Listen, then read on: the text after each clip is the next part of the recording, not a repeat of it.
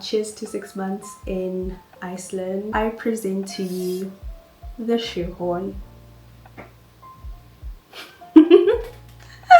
Here, no country is perfect. Every country has its challenges. And the wind would just blow the car literally to the other side of the lane, and then there my husband was like, oh my gosh, I was scared.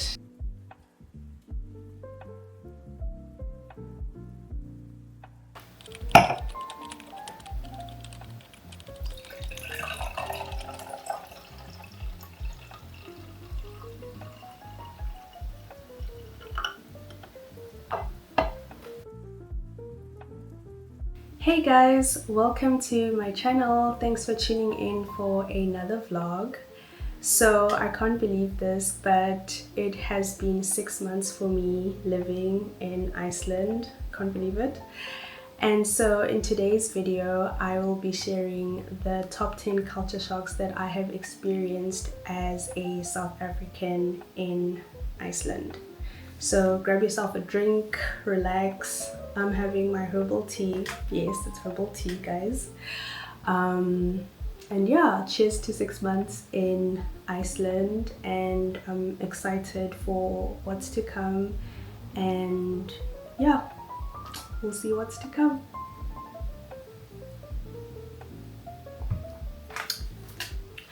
Okay, so disclaimer before I actually go into this video.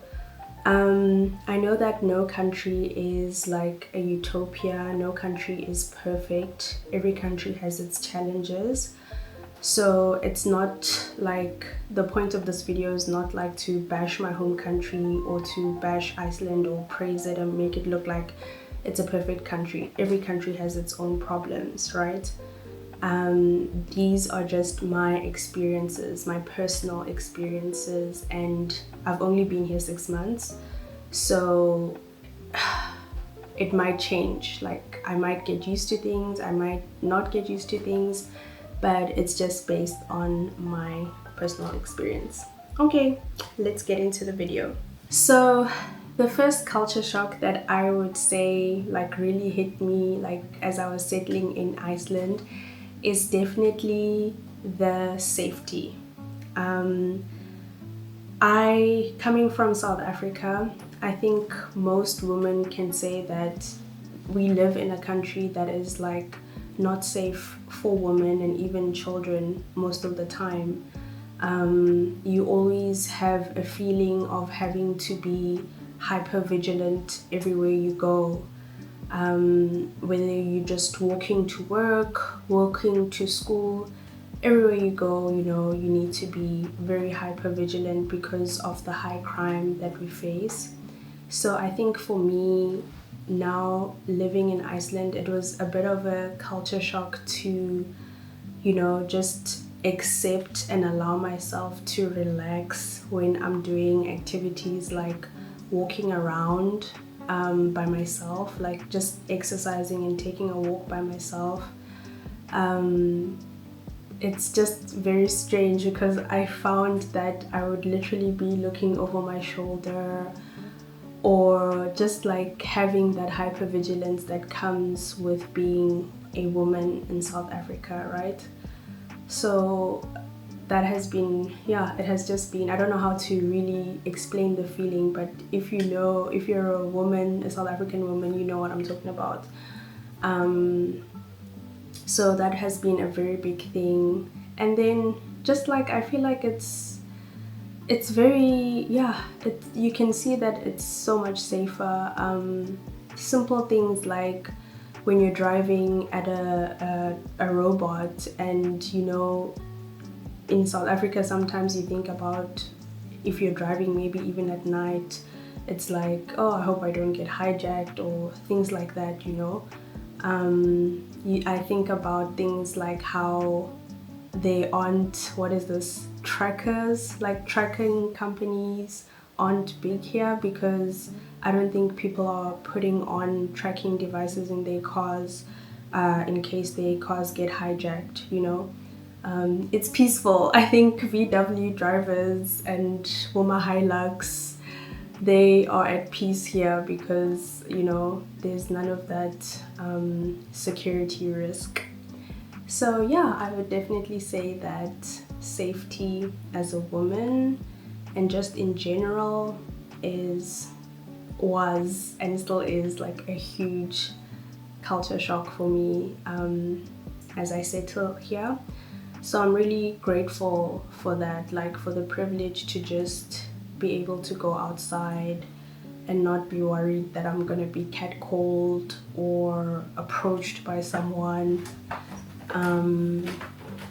Yeah, that's just how I feel. Sorry guys, that was hubby. He had to go onto the phone. But yeah, that's just how I feel like about safety here in Iceland. It's such a privilege to just realize that I can feel comfortable when I'm just doing something as simple as taking a walk by myself. Yeah. So the second culture shock that I've experienced here is the self-service culture in the stores. So like, you know how you have tellers packing the items that you've purchased basically. So here they've got like an option of you tilling your own items by yourself. So that was like also a bit different for me because I feel like that could never really work in South Africa because it's like, I don't think it could work. I don't think it could work, but that was very different for me, like tilling your own food items. There are normal tellers that can till for you, but I like how there's, you know, a self-service till where you can just go till your stuff and go. And also like things like pouring your own fuel. You guys, like I remember I was driving with my mother-in-law the one day and the tire needed to be the tire pressure needed to be checked and refilled, so we had to stop at a garage and she did it by herself. You know, she increased the tire pressure by herself. And it's just things like that where I'm like, okay, back home I would just be chilling in my car and, you know, the service the petrol station customer people will be like helping you to do everything, you know, just go there, 2.3, 2. What, and they know what to do and they do it for you. So having to do that here for yourself is, yeah, it was a bit strange. And I just thought to myself, it's time to learn to take care of my own car by myself and not just rely on, oh, I'm just gonna go to the garage and let someone else do the tire pressures and check if everything else is fine in the car. So yeah, that was, yeah. And then like things like parking lots, we use like the ticket system where you like, when you enter a parking area, a paid parking area, you'd usually get your ticket. So here, like they have like apps where you pay online. So you just get into the parking system and then, I don't know, like you will have some payment booth thing where you can just pay without a ticket, or you can pay on the app that they give you to pay for tickets. So that was interesting. There's no like people as well like that are gonna help you to park. No one's gonna jump out out of nowhere and be like, oh, what's a CC, you know, reverse. And yeah, so that's just a little different, you know, cultural things that I just found that to be like, okay, it's really just you're on your own here. Yeah. So the third culture shock for me is definitely the recycling culture. I feel like back home we don't have a big recycling culture, especially within individual households. Yeah, I don't really see people like recycling the way that it's done here, like in the home. If you remember in one of my vlogs, hubby and I, we bought like a new dustbin that has like 3 compartments because we have to separate out our food rubbish, and then we separate out the plastics, and then we separate out the paper or box material. So that was different for me because back home, let me speak for my family, we were not recycling. Everything just went into one big black bin and you put it outside. I think the only time we would make effort to like separate out things is like when you leave things that you think that someone else can reuse or someone else can salvage, so you wouldn't mix that up with everything. But yeah, that was it's a basic thing, but I think it's pretty like much different. I had to get into that mindset of, you know, separating out rubbish and here in the home. And I've also like heard family members saying things like, if you take out your trash and you don't like have it recycled or separated properly, then the people that collect the rubbish, they won't take your rubbish. So you have to kind of like, you're forced in a way to kind of like do it yourself and make sure that you have separated everything properly. And then there's like also with if you recycle cans, like if you collect empty cans like cool drink cans, then you can get like something like 2 to 3 rand per can. So there's kind of like an incentive for that if you collect those kind of cans, and then you can get a cash out for it. So yeah, that was something that I had to like learn to get into the habit of doing in my home. So yeah.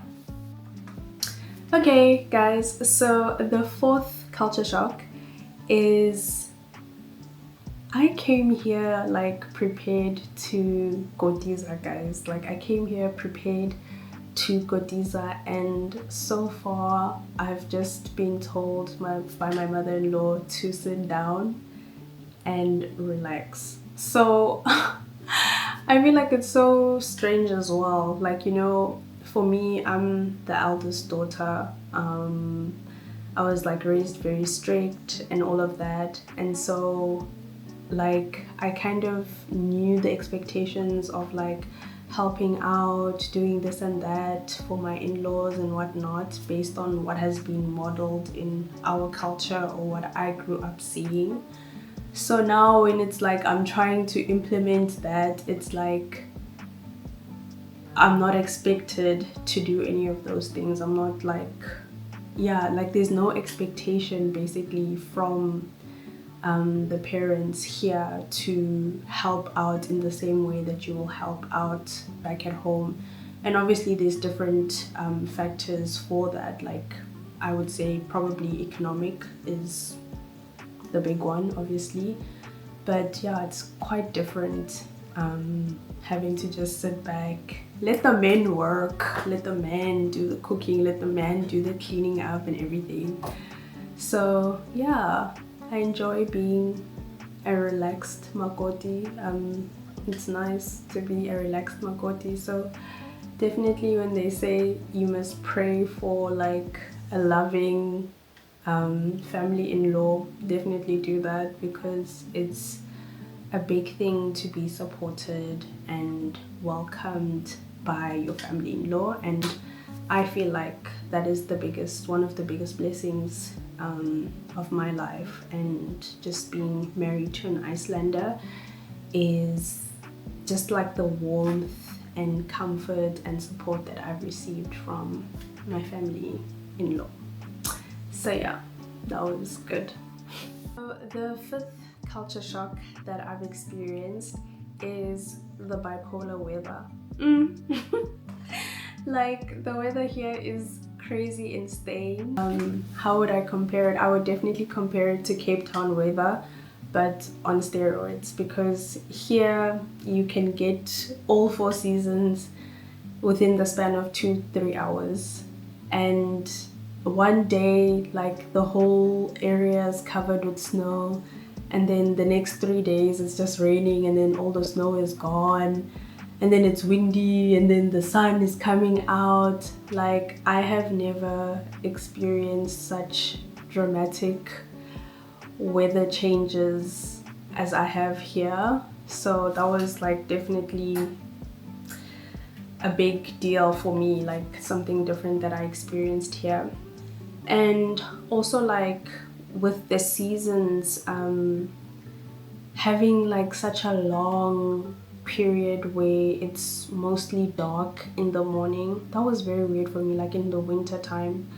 Right now it's March, we're heading into summer slowly but surely, but like, and the days are longer now, the daylight hours are longer. But like in winter, guys, like I would sit by my table and start my day and it would just be dark, pitch black dark, like, you know, and it will only start getting brighter maybe at around 10 a.m. in the morning, and I was just like, wow. So that was like, I feel like it was tough. Like I think I didn't really anticipate being in the dark for so much time to really impact me, but I think it did impact me, even though like I was taking vitamin D supplements. The sun is shining now, so I'm so happy, like yay. I can't wait for summer. I'm excited for summer and I hope it's a good summer. But yeah, so yeah, the weather is crazy insane here. And also like, if you ever visit Iceland, take the weather warnings very seriously, because you might end up in a situation that is very fatal and very dangerous. I think people here, tourists, die here because they don't listen to weather warnings, and also like they don't heed like safety or precautionary measures. Like if you get to Iceland, download one of the weather and travel safety apps so that you can plan your itinerary around if it will be safe for you to be driving and what kind of conditions you might be facing. You don't want to find yourself stranded and even just like in a dangerous place. Yo, I remember when we had like the hurricane level winds, like we had a red alert over the whole country in sometime in January. It had been such a long time since that had happened in the country, where the whole country was on red alert, and that basically means that like everyone has to stay indoors and wait out the strong wind and rain and all of that. There was even, there was even thunder. Like it got to a point where the storm, there was like thunder, and it was the first time that I heard thunder here in Iceland, because all the time when it rains, it's like quiet rain. It's just, yeah, the cloud conditions are not favorable for thunder. They don't create thunder. It's not those type of clouds basically. So it was very strange, like the urgency of it all, like it was very strange. Like it was kind of like being in those movies where there's just going to be a weather disaster. And yeah, I remember my husband was like, oh, I'm gonna pick you up at 2 o'clock or something like that, so that we can get home early and safely. And I remember kekeleza, man. I was just like, okay, I'll be ready. But then I was just like, you know, being slow, not really taking it seriously. But then yeah, so he picked me up, and then on the way home the storm was starting. The winds, guys. Like our car, like it was icy on the road, like there was ice on the road, and then the wind was blowing. So like and we were in a big car, and the wind would just blow the car literally to the other side of the lane. And then there my husband was like, oh my gosh, I was scared. Like I was praying, like, Jesus, I'm sorry for not taking this seriously, like please get us home safely. The car was being blown, the car was sliding on the ice, and I'm just thinking to myself, like, if there was another car on the other side or on the other lane, what was gonna happen? Like, what was gonna happen? So Anyway, yeah, so the weather here can be very extreme, and so if you ever find yourself here for holiday or whatever, take the weather apps seriously, take the weather warnings seriously. Yeah. The sixth culture shock that I've experienced living in Iceland so far, something that I was very impressed by is the digital efficiency. So like things like your medical records, your driver's license, and I think like your educational information, it's all online under your profile. And yeah, so under your profile the government is able to like see all of that, you're able to see all of that. So I really like that, and I feel that's somewhere where South Africa needs to get to, where like all citizens' records are on an online system. Like Home Affairs needs to be at that level where our ID, our birth certificates, your marriage certificates, things like that are online. It's just easy for you as an individual to access your documents, and it's also easy for you to like get well, how can I say, like if you need a certified document, so it's easy for you to request it. Like yeah, so I remember when we were getting married, there was documents like hubby's criminal record and proof of address that he had to get, and he could just request those online, and within a week or two he was sent those documents. I think some of them you can even access them immediately on the online platform. So that's pretty cool, I think. And also like with the banking system, I would still say South African banking is much more advanced. I remember I needed like a, what is this, proof of banking like document, a letter to say that I'm banking with this bank, and I can get that easily on my banking app. Here I had to like call, well yeah, I had to call and ask how to do it because I couldn't see it on my app, and then I had to send them an email requesting for a proof of like what is it, a proof of a banking confirmation letter. Yes, a banking confirmation letter. So I had to like email them and ask me to send it to me, and literally the paper, like it's a Word document guys with the bank's letterhead, and the person stamped it, and I'm just like, huh. So I don't know if it's because people don't need a proof of confirmation of banking details here, and that's why they don't have it. But yeah, that was like very weird. But what I do like though is sometimes things like, I remember I ordered a package from South Africa using DHL, and when the package arrived and it was ready for collection, they sent the bill notification to my banking app, and then I just had to approve the payment. So that was pretty cool.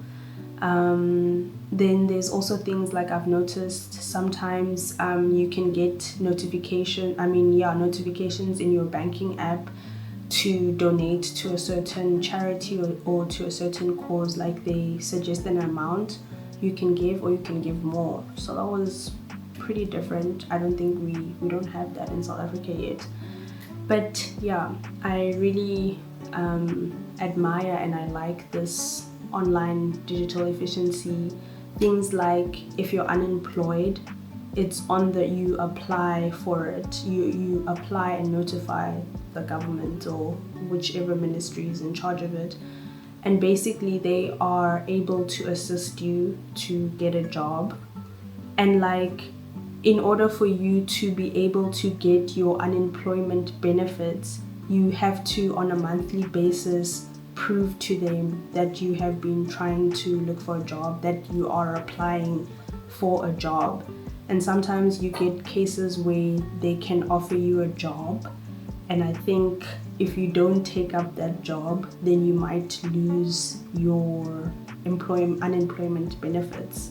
So I think that's a very good system because it creates like accountability, and you're not just, slacking and waiting and not doing anything about being unemployed. And I wish like back home we had a similar system. Obviously it's easier to implement this side because it's at such a smaller scale and compared back to home. So yeah, that was quite interesting to know that it works like that here. Yeah.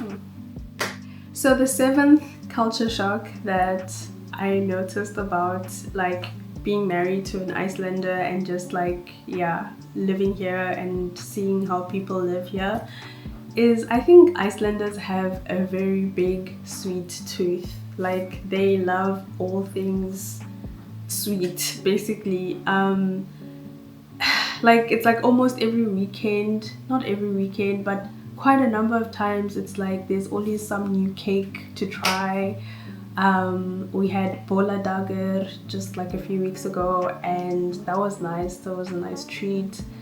Like there's just I just feel like they really consume a lot of candy. Maybe it's just my husband, guys, but like yeah, they are sugar addiction here, I don't know, I think it's high.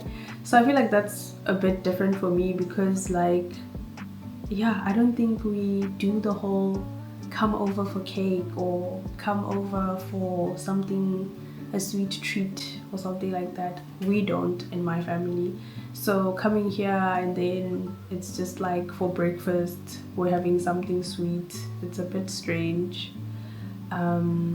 Yeah. It's a bit strange, there's no other way I can explain it.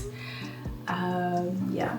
So for the eighth culture shock, I present to you the shoehorn. So oh my gosh, so that is like the eighth culture shock and I found this so different when I first came here. And that's basically the fact that when you enter someone's house or some establishment, you are expected to take off your shoes and leave them by the door. And for me, in the beginning, I thought this is such a weird thing to do because obviously we don't practice that in South Africa. At least I don't know anyone that practices that. Yeah, so leaving your shoes at the door, taking off your coat when you enter the door, that was very different for me. I was just like, okay. But I see the benefit of it. Like our shoes really do carry a lot of dirt, junk, bacteria, and all of that gunk.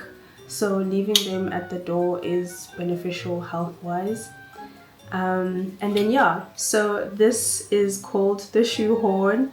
And basically you use it to like help you to take off your shoes or to put it on. So I must admit that when I first got here, like I was like getting into like, and when I saw how people are using them, I was like, no, it's fine, I have hands, I can, you know, I can bend down and put on my shoes with my hands, I don't need this thing.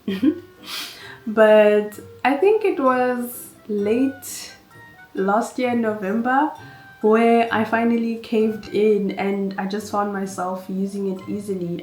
In the beginning I feel like I struggled to understand the concept and also to accept the concept, but yeah, now I am very efficient with the shoehorn. And yeah, so now it's quite different. I actually want to even buy one, like you can get a small version that's about this big. It's about this big. You can get a smaller version that you can use in your handbag. You can keep it in your car, your handbag, in case like you're in situations where maybe someone doesn't have it in their home or something like that, but that's unlikely. But it's also good to have in your handbag. Yep. Okay, so the ninth culture shock of living in Iceland is definitely driving on the right side of the road, but you're sitting on the left side of the car. So obviously in South Africa it's the reverse. We sit on the right side of the car and we drive on the left side, right? So I think the general rule in South Africa is keep left and then you overtake on the right hand side, and then in Iceland it's keep right and you overtake on the left hand side. So yeah, that was weird. That was weird. When I started driving here, that was weird. I was just like, And then also the culture shock of driving like at such low speeds. Like, you know, in South Africa we've got a huge highway. We've got like 4 or 5 lanes in some places. And so, and like our speed limit is 120. So now having to tune down the Fast and the Furious tendencies, like, you know, being a speed driver, and now your maximum speed limit is 80 or 70 in some places, and then like in town you have to drive 30, 40, between 50 and 30 kilometers per hour. That is weird. That is weird. Like, yeah, that was weird, but I think I'm used to it now. You adapt. Yeah, so that was definitely like very weird. When I first came here, I found myself also, instead of going to the passenger side of the car, which is now on the right side, I was obviously going to the left side. And my husband and I would always laugh like, oh, are you driving today? Because I was like, oh no, right. I have to go to the other side. So we used to chuckle a lot about that. But right now, I don't get as confused about which side of the car I'm going to anymore. And also another thing was the freeway or the carriageway, the major carriageway or the freeway here. It only has like 2 lanes. So a fast lane and a slow lane. And so like that's also very weird. Like, yeah, that was weird. And then on this freeway, like, there's so many circles. It's just circle after circle after circle, roundabouts. And the rules about the roundabouts as well, I was just like, what? That doesn't make sense. In the beginning, like, like how the car that is driving in the inner lane of the circle has the right of way. I'm not sure about that in South Africa because I don't think we have too many roundabouts that are double laned. It's usually a single lane. So yeah, that was interesting to navigate. I think I will talk more about that when I discuss how to get a driver's license here, because I'm at the stage where I need to get a driver's license, an Icelandic driver's license. So yeah, stay tuned for that. The final cultural shock that I've experienced moving to Iceland is the language barrier. So coming from a country that speaks like 12 or 11 official languages, of which most of, like, I understand. I can hear when someone is speaking Zulu, I can hear when someone's speaking Xhosa, I can hear when someone's speaking Afrikaans, Sesotho, Setswana, Sepedi. I can hear you. Okay, Venda and all of that, no, sorry. I'm not good at that, at those languages, but you know, it's, yeah, as a South African, we are very multilingual, you know, very diverse. And then coming here and then experiencing like you, there's no one that looks like you. Even if they are Black people, obviously they could come from anywhere else in the world, so it doesn't mean anything. You can't get a tada, sawubona unjani, like I dumelang, none of that here. So that was like a very, I think, yeah, it hit hard that, girl, you are far away from home. And yeah, the fact that, so like, I think it's something that I totally respect about this country, is that they are so serious and intentional about preserving their language and their culture. And it's obviously very important because it's a small country, you know, and even though they are keeping up with the rest of the world and they do know how to speak English, you will be fine if you can speak English, because most people do speak English. But the tendency is to revert to Icelandic. They speak English for, I think, more for business. I've never really come across two Icelandic people and they are just speaking in English. But maybe it's just my family, but so far, like even in public, when I've observed people, they are speaking in Icelandic, and then it's only English when it's what is it, when a non-Icelandic speaking person joins the conversation. So that's like the tendency here. So you can imagine, like, it's very difficult. Like, I've seen now that it's very difficult for my husband to process his thoughts in English. It's very difficult for him also sometimes to express himself in English, you know. So I can see that, yeah, like Icelandic, it's their language is very entrenched, and that is so powerful. And the other powerful thing is, I like that it forces you as someone who's moving to this country to have to get to learn the language. Oh my god, I wish our country was doing this. I wish it was mandatory for people who are moving to South Africa to pick one of the languages and learn them. Why are we not making this mandatory? We should be making it mandatory for foreigners who want to live in the country to learn our languages, and yeah, also the visa stuff, they also have to pay for visas. But okay, I'm getting off track here. But yeah, so the language barrier is very big, guys. Like, a lot of things, when you go to the supermarkets, products are labeled in Icelandic most of the time. I've gotten cases where I was looking for something and the English description of the product or the English name of the product is written in tiny English, and I wouldn't have otherwise known until like I studied, like, what is this, like, you know. But yeah, obviously you'll get by, like, just by noticing, like, okay, that is milk even though it's written in Icelandic, that is yogurt even though it's written in Icelandic. But yeah, that has been a major it has been a major change, so different.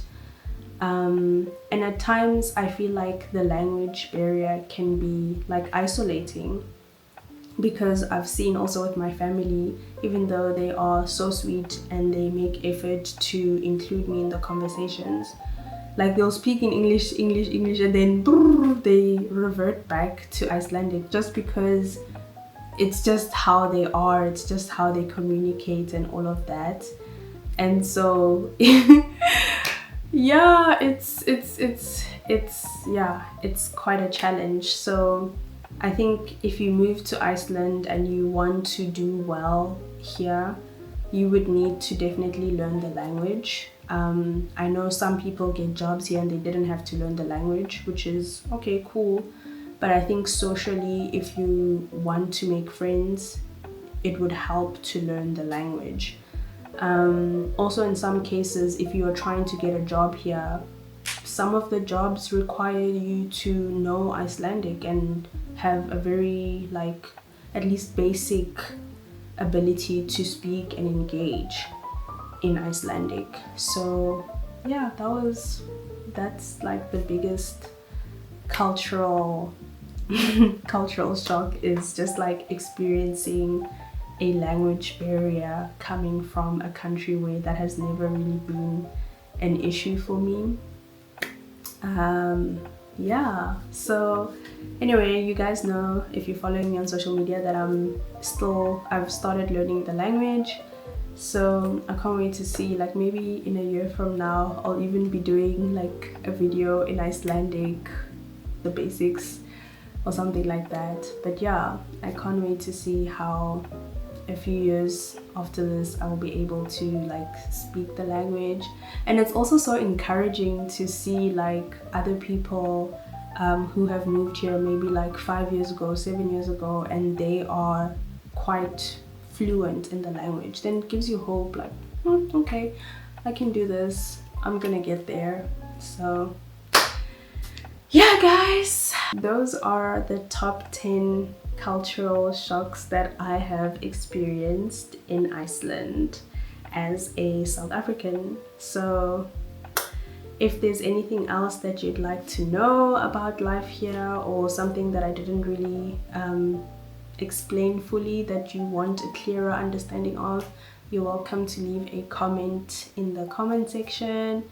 And yeah, thanks for sticking through my rambling, and I hope to see you guys in the next video. Bye.